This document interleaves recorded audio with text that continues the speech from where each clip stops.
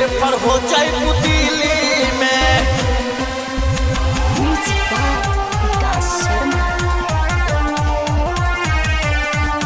Sangam recording studio presented by लीला entertainment. लगल के पूरी सूट बकैले कोई कोचिला के पिया खैले। लगल के पूरी सूट बकैले कोई कोचिला के पिया खैले। कतना तो बतारा पीली में कि चढ़ के हूँ अचदी जे छपारा जिला। रेफर हो जाए दिल्ली में। जगह हूँ आज जे छपारा जिला। रेफर हो जाए दिल्ली में।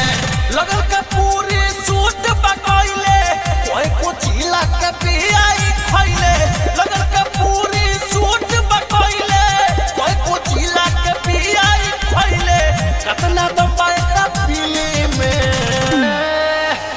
कि चढ़ के हूँ मचदी जे छपारा जिला।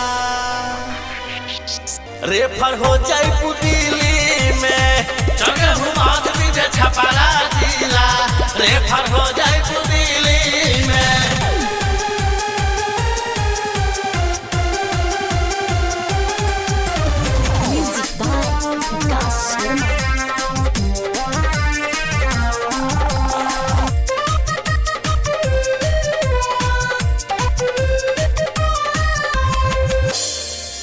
बाई जिला रंगदार आज जागल बसुतार। बाई जिला रंगदार आज जागल बसुतार। याद करब तू रोई रोई के मन भर तू हिलै जब जर भर खैबू चाहे घर चाहे सोई के। चाही त ढोर ही दर्द कर सीना मरद के जाती है होले कमीना।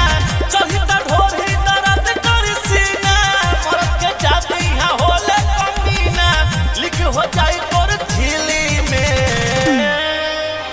कि चढ़ के हूँ मचदी जे छपारा जिला। रेफर हो जाए दिल्ली में। जगह हूँ आज जे छपारा जिला। रेफर हो जाए दिल्ली में।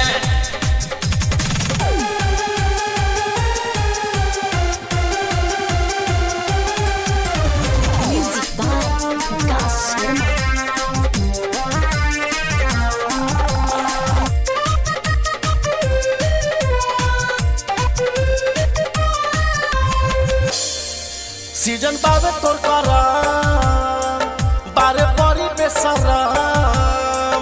सीजन बाबे तोर करम बारे बड़ी बेसरम। आ जवानी तोर झड़ जाई रे।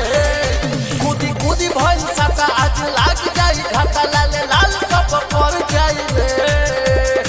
सले सिंह संगम लालन रंगीला मनोज राय के कर ढीला। सले सिंह संगम लालन रंगीला मनोज राय के हो जाए तोरा दिल्ली में कि चढ़ के हूँ मचदी जे छपारा जिला। रेफर हो जाए दिल्ली में। जगह हूँ आज जे छपारा जिला। रेफर हो जाए दिल्ली में। संगम रिकॉर्डिंग स्टूडियो अमनौर।